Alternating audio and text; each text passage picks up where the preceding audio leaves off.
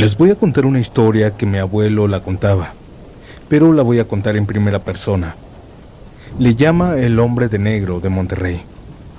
Se dice que se aparece en calles solitarias después de que la medianoche pase.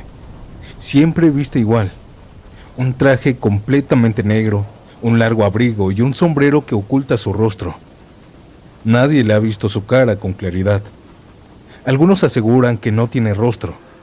Otros dicen que sus ojos brillan como si reflejara algo que no pertenece a este mundo.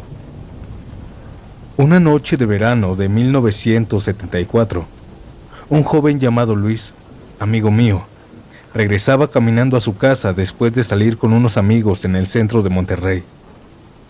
Eran casi las 2 de la mañana y las calles estaban completamente vacías. Solo se escuchaba el eco de sus pasos entre los edificios. Cuando pasó por una calle estrecha cerca del barrio antiguo, lo vio. Un hombre completamente vestido de negro estaba parado debajo de un poste de luz. No se movía, no hablaba, solo estaba ahí, mirándolo fijamente. Luis pensó que era alguien esperando a otra persona, así que siguió caminando. Pero algo le hizo sentir incómodo. Cuando pasó frente a él, sintió un frío extraño, como si la temperatura hubiera bajado de golpe en solo ese tramo. Y fue entonces cuando escuchó su voz. «No debiste pasar por aquí, muchacho». Luis volteó, pero el hombre ya no estaba debajo del poste. Estaba justo detrás de él, tan cerca que pudo sentir su respiración helada. Luis salió corriendo sin mirar atrás. No se detuvo hasta llegar a su casa.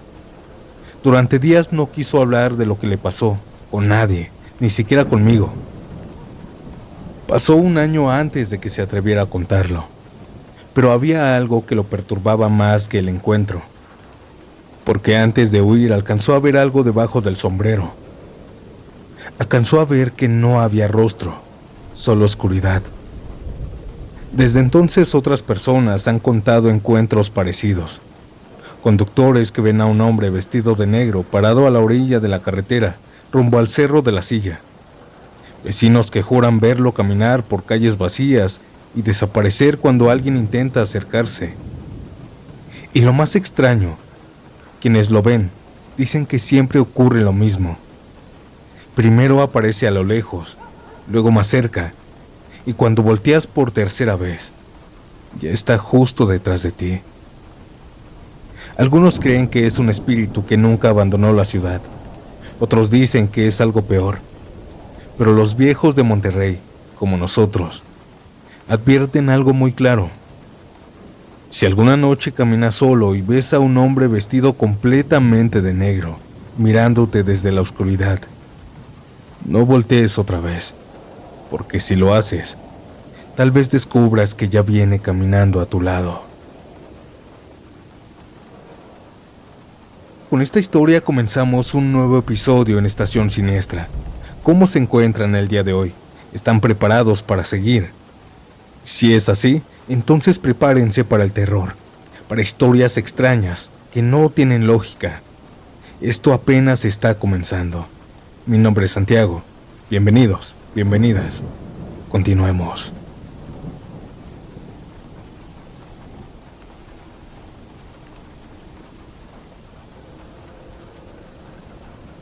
Hoy les quiero contar cómo mi hermana se quiso presentar. Hoy tengo 47 años de edad. A los 12 años de vida, mi padre me construyó una habitación individual al fondo de la casa como regalo por haber ingresado a un colegio muy prestigioso, al que se postulaba por tus calificaciones o notas.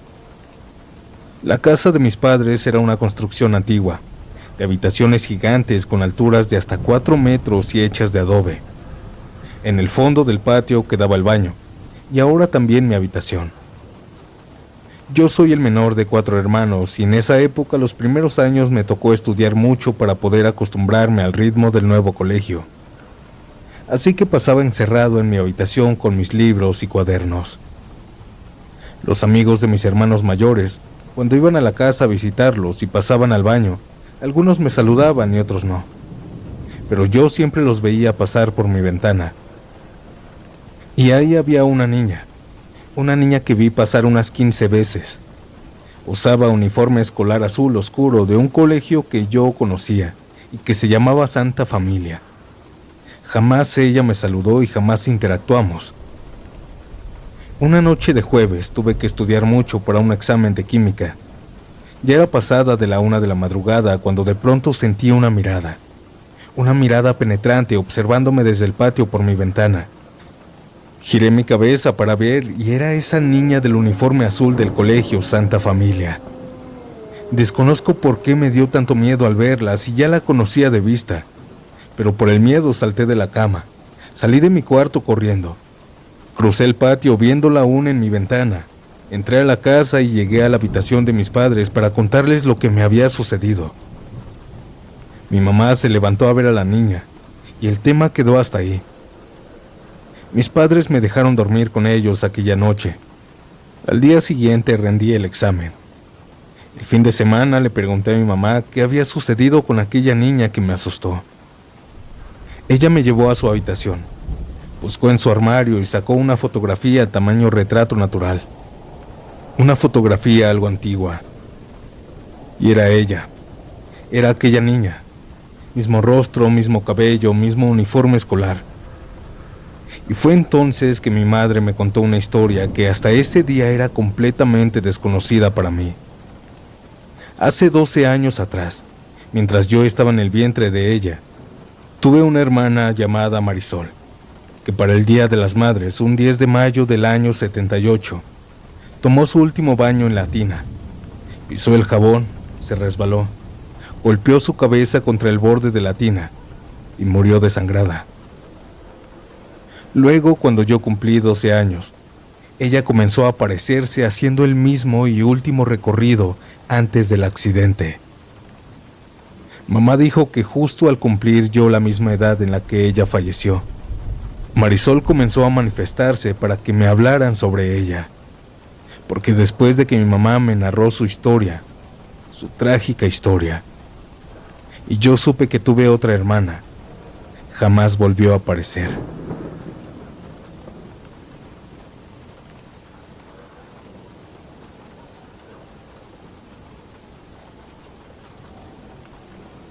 Mi nombre es Stephanie. Soy del estado de Guanajuato, México. Esto que voy a contar me pasó cuando estaba en la secundaria. Tenía 13 años. Actualmente voy a cumplir 26. Tengo una tía que es dueña de un botanero, el cual se encuentra en una carretera que conecta el municipio de donde soy con una ranchería. Solía ir cada domingo con mis padres y mi hermano a comer, y la mayoría de las veces nos quedábamos hasta que mi tía cerraba el botanero. Las únicas que se quedaban a cerrar eran mis tías y sus 2 meseras.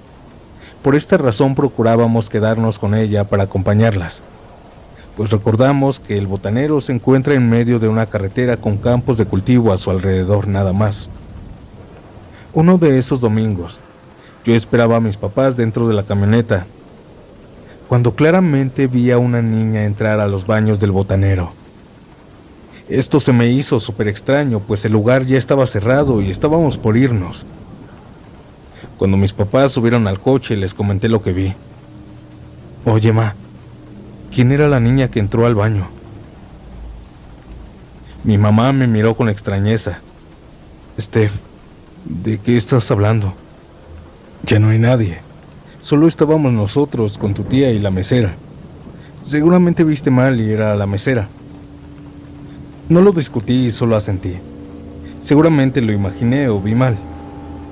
Durante la semana siguiente comencé a sentirme acompañada. Era muy raro, sentía miedo. Una mañana antes del amanecer iba caminando a la secundaria y la vi. Vi nuevamente a aquella niña. La misma ropa, cabello largo, estaba sentada abrazando sus piernas dentro de una cochera de una casa por la que iba pasando. Apenas pude hablar y toqué el brazo de mi mamá. «Mamá, ahí está, es ella», le dije. Señalé, pero cuando volví a ver el mismo punto, aquella niña ya no estaba. «Steph, no hay nada. ¿Quién está ahí?», me dijo mi mamá. «Mamá, te juro que era la niña que vi el domingo». Mi mamá me sonrió y me dijo medio burlona: seguro sigues dormida. Anda, se nos hace tarde. Mi mamá no me creía. En realidad nadie me creía. Me decían que estaba loca o que era mi imaginación e incluso que tal vez me sugestioné con lo que pasó el domingo y ahora me la imaginaba. Porque sí, comencé a verla en distintos sitios, siempre quieta, observando desde distintos lugares. Pero cuando quería que alguien la viera, aquella niña desaparecía. Desde que nací hasta que cumplí 14 años viví en la casa de mi abuela paterna. Ella vivía en la planta baja y en el segundo piso era nuestro espacio, nuestra casa, que consistía en 3 cuartos. Uno hacía la función de sala, el segundo era nuestra habitación y el tercero la cocina. Hasta el fondo se encontraba un baño y al lado unas escaleras que conectaban con la planta baja. Los cuartos se conectaban por un pasillo sin puertas. Mis padres, mis hermanos y yo dormíamos en el mismo cuarto. Yo dormía en una litera con mis hermanos. Yo en la cama de arriba y mis hermanos compartían la cama de abajo. Lo que nos dividía de la cama de mis padres era un ropero grande que llegaba casi al techo. Un día me desperté en la madrugada porque escuché que mi perrita, una chihuahua, no dejaba de correr. Parecía como si estuviera jugando con alguien. Mi papá también se despertó. Steph, ya vete a dormir, ¿qué haces despierta jugando? Me helé al escuchar esto y sentí escalofríos. Papá, estoy acostada, le dije. Hubo un silencio frío y entonces en la oscuridad la escuchamos. Psst, psst. El murmullo de una niña como si le hubiera hablado a mi perrita para jugar. Mi papá también lo escuchó. Intenta dormir. Fueron las últimas palabras de mi padre antes de volver al completo silencio e intentar dormir, después de lo que acababa de pasar. Mi mamá seguía siendo muy escéptica, a pesar de que tenía de testigo a mi papá de lo que había sucedido. Pero verán, mi papá es marmolero. Él hace las lápidas, libros y flores que vemos en los panteones tradicionales. A veces va muy seguido a los panteones. Constantemente él tiene parálisis del sueño y dice sentir vibras extrañas. Esto normalmente cuando le toca ir a medir o instalar trabajos. Además, los panteoneros le cuentan historias mientras él trabaja. Por esta razón mi mamá piensa que mi papá también está sugestionado y no quería creer. Hasta que una mañana, ella se encontraba sola en la casa. Estaba en la sala. Mis hermanos y yo estábamos en la escuela y mi papá trabajando. Mi abuela subió por las escaleras traseras, por lo cual tuvo que pasar por nuestra pequeña cocinita y nuestro cuarto, en donde se detuvo mirando en dirección a la litera. Steph, dijo. Fue cuando mi mamá se dio cuenta que mi abuela estaba ahí. Señora, ¿a quién le habla?, le dijo con extrañeza. No es Steph la que está acostada. Señora, Steph está en la secundaria. Yo estaba sola. Ambas quedaron heladas. Luz, te juro que acabo de ver que una niña se asomaba desde la cama de Steph y su cabello le caía largo como el de Steph. Por eso pensé que era ella la que estaba ahí. Esto me lo contó mi mamá cuando llegué a casa y fue cuando finalmente me creyó. Bendecimos la casa, pero no dejaba de verla. No era la casa, tal vez era yo. Pero no, porque yo no fui la única que la vio y escuchó. Estaba desesperada, no podía dormir y cuando la veía ahora no solo sentía miedo, sentía una tristeza profunda, enorme, muchas ganas de llorar. Una noche estaba sola en casa y la sentí. Sentí su presencia. Ahora no estaba sola, estoy segura de que era ella. Quería correr, pero las piernas no me respondían. En mi desesperación tapé mis ojos y dije, por favor, déjame en paz. ¿Qué es lo que quieres de mí? Solo dímelo. Las lágrimas me salían y me llegaban sentimiento de coraje y tristeza. En el momento que sentí las piernas, bajé corriendo a la planta baja y ahí estaba mi abuela. Le conté lo que sentí y me abrazó. Al día siguiente le pedí a mi abuela que me acompañara a la iglesia. Le dije que quería dedicarle un par de misas a la niña. Me considero católica, pero no suelo practicar la religión. Es decir, voy muy rara la vez a misa. Creo en Dios, en la Virgen y santos, pero no soy muy devota. Pero algo en mí me decía que estaba haciendo lo correcto. Fui con el sacerdote. Le expliqué más o menos mi situación y solo quería que mencionara el ruega por ella, en el diálogo que se da en misa. Audiencia, desde entonces no la veo. No estoy segura de qué fue lo que pasó o qué es lo que quería de mí, pero jamás volví a verla o sentir su presencia después de esa misa.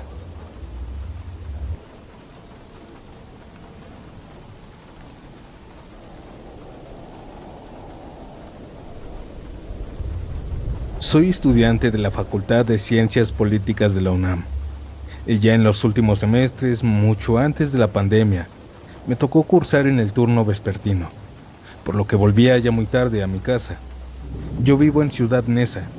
Debía tomar un micro y después el metro para llegar allá. Y lo mismo de regreso. Usaba la línea 9, abordaba el metro Puebla y transbordaba en Centro Médico hacia la línea 3 dirección Universidad. El camino de ida no era tanto problema. Lo era el de venida, pues de allá salía aproximadamente a las 8 de la noche y era mucha gente la que aún utilizaba el metro. Así que transbordaba de Centro Médico hasta la línea 9. Siempre era un caos. Llegar a la línea 9 de esa misma estación suponía estar un largo tiempo entre mar de gente que esperaba el tren hacia Pantitlán. Así que la mayoría de las veces optaba por irme del otro lado, del lado de Tacubaya, y bajarme justo ahí, en la terminal de la línea, para después cruzar hacia el otro extremo y abordar el que iba a Pantitlán. Pero varias veces me percaté de que el metro no llegaba completamente vacío. Unas 2 o 3 personas siempre iban a bordo de algunos andenes, lo cual me causaba mucha curiosidad, pues se suponía que el tren en toda terminal debe llegar sin gente. Así que un día me propuse preguntarle a una señora que llegó. Estaba sentada en el metro que arribó a Tacubaya. «Disculpe, ¿qué hace aquí?», le dije. La señora me miró extrañada y comenzó a reír. Me dijo con amabilidad que solamente se había quedado en el andén del metro que llegó a Tacubaya, que no había necesidad de bajarse y subir las escaleras para ir hacia Pantitlán, que ese mismo metro retrocede lo suficiente para que el conductor del otro extremo del tren suba y cambie de vía hacia el otro lado. Me reí luego de darme cuenta que era bastante obvio en realidad, y porque yo siempre me había bajado para ir al otro lado de la estación. Me dije a mí misma que la siguiente semana haría lo de la señora, para evitarme la molestia de tener que bajarme, cruzar y subir otra vez. Esa ocasión el metro llegó a Tacubaya, y todos descendieron, pero yo me quedé esperando a que se introdujera en el túnel para cambiar de vía. Y eso hizo. Me sentí muy tonta al no haberlo pensado antes, pero aliviada al mismo tiempo de que ya no tenía que pelearme por un asiento. Solo me quedaría ahí, sentada hasta que llegara a mi destino, el Metro Puebla. Perdí la cuenta de cuántas veces hice eso, irme a Tacubaya y quedarme ahí sentada esperando el regreso. Siempre me mantenía despierta, pues aprovechaba para leer, para hacer algo de tarea o comer, según fuera el caso. Pero en una ocasión, el cansancio con el que regresaba de la facultad era tan grande que me quedé profundamente dormida. No me preocupaba, el metro siempre regresaba a la estación para volver a Pantitlán. Pero esa vez no me despertó el ruido de las puertas abriéndose para dejar pasar a la gente, ni el estruendo que hacen todos al entrar. Me despertó un ruido de llaves golpeando contra algo metálico. El ruido fue tan fuerte que desperté con sobresalto, y para mi sorpresa el vagón se encontraba vacío, pues volteé a verificar si era la única persona ahí. Además se encontraba muy adentro, en el oscuro túnel. La puerta que se abría era la que conectaba un andén con otro, y el sujeto que la abría tenía un traje y un gafet. Supuse que era el conductor, aunque no estaba segura. Traía con él un llavero enorme con muchas cadenas. Me alarmé un poco porque no sabía qué estaba pasando. Cuando finalmente entró al vagón y terminó de cerrar la puerta con llave de nuevo, volteó a verme como si esperara que yo le dijera algo. Ambos nos quedamos viendo un par de segundos sin entender qué pasaba. En este punto yo estaba bastante asustada y adormilada al mismo tiempo. Me invadía un sentimiento de confusión que no puedo explicar. Así que no pude pronunciar ninguna palabra. Fue él quien me preguntó: ¿qué pasó? ¿Por qué razón accionó la palanca de emergencia? ¿Dónde está la niña? Mientras me preguntaba eso, buscaba algo con la mirada dentro del vagón. Yo, sin entender bien la pregunta y aún confundida, le respondí: yo no accioné nada. De hecho, me acaba de despertar usted cuando abrió esa puerta. Yo seguía sentada, pero sostuve con fuerza un paraguas que siempre cargaba conmigo, e inmediatamente le pregunté: ¿qué hacemos aquí? ¿Por qué no estamos en la estación? Él se quedó confundido con mi respuesta, mientras seguía buscando algo con la mirada. Cuando por fin su mirada se detuvo, me dijo: fue esa, mientras señalaba hacia una puerta que estaba detrás de mí. Yo volteé y me di cuenta de que no señalaba la puerta, sino la palanca de emergencia que estaba justo al lado de la puerta. Pero la palanca de emergencia estaba activada, hacia abajo, como si alguien la hubiera jalado. Yo me levanté mientras él se acercaba a desactivarla. Una vez hecho eso, volteó a verme de nueva cuenta y me dijo: ¿en dónde está la niña? Viene con usted, señorita. Fue usted quien accionó la palanca. Yo no respondí nada, solo negué con la cabeza. Él pareció molestarse y comenzó a agacharse como si quisiera buscar a la niña que mencionaba por debajo de los asientos. Y al no tener éxito, una vez más volvió a mirarme y me dijo, ya con un tono molesto: esto no es un juego.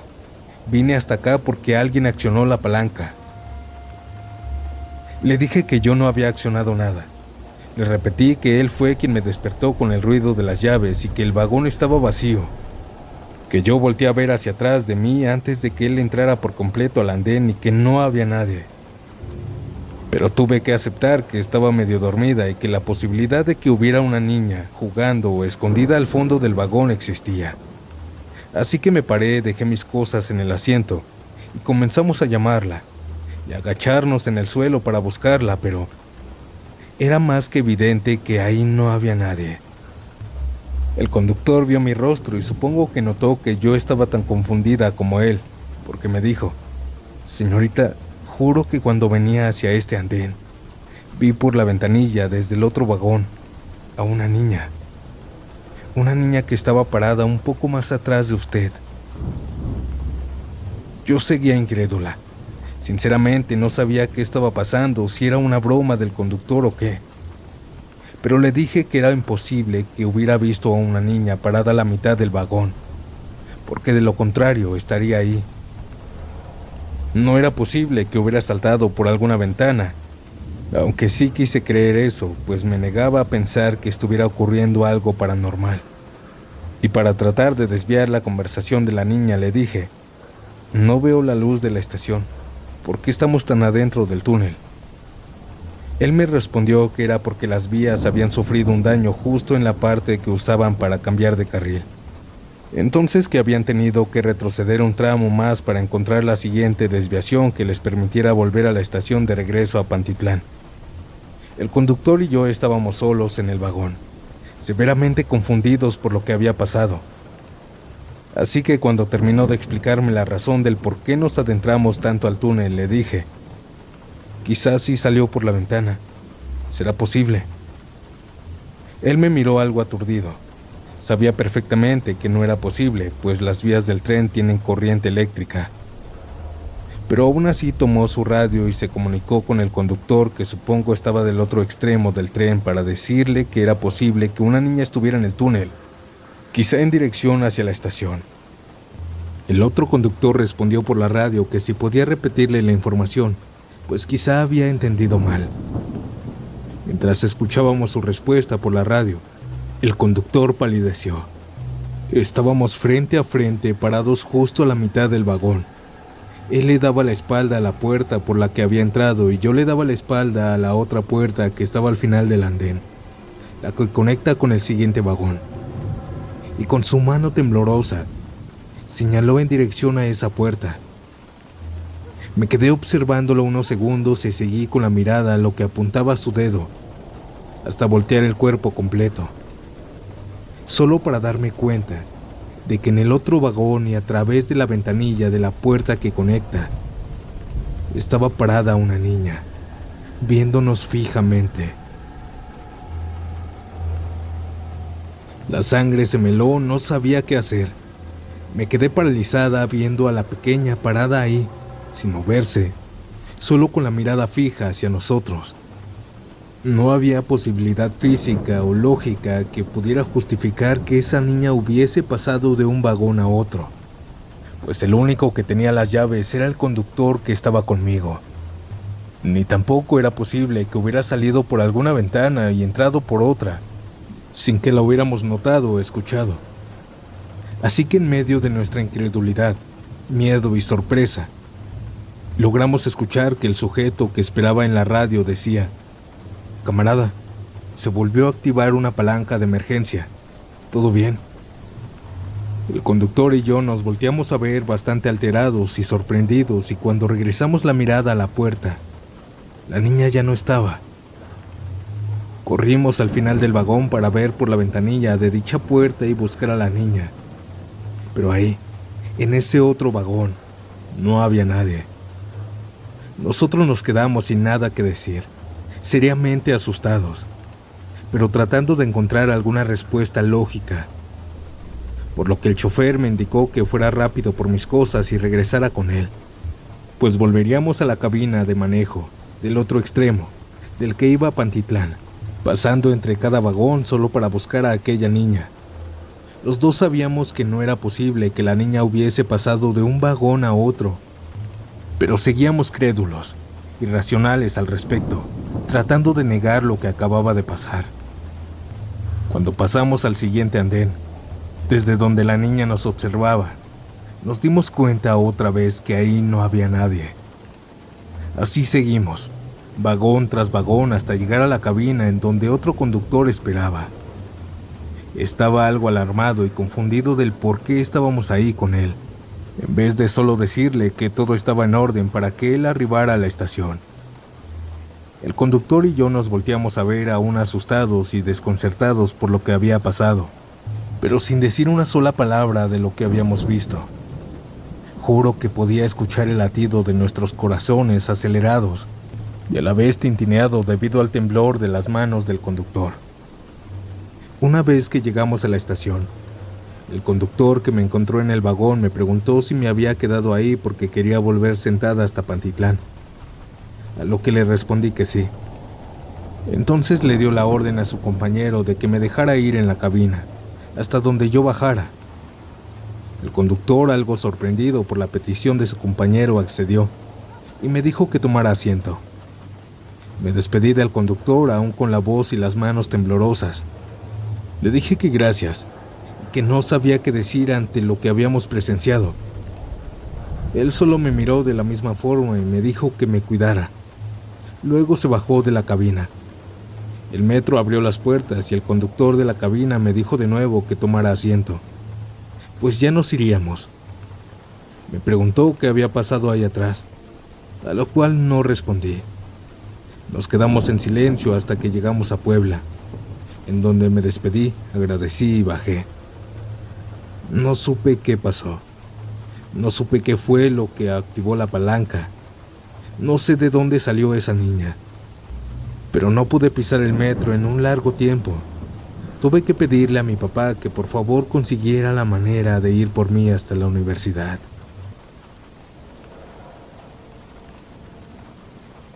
Antes de pasar a la última historia, no olviden dejar su like, me apoyarías mucho con ese botón. También hypear el video, es completamente gratis. Y suscríbete para que no te pierdas de los siguientes episodios que están llenos de terror. Comparte este video con tus amigos. Y ahora basta de tanta interrupción, y yo los dejo con esta historia que nos mandan anónimamente. Buenas noches, y nos vemos pronto en un nuevo episodio. Chao.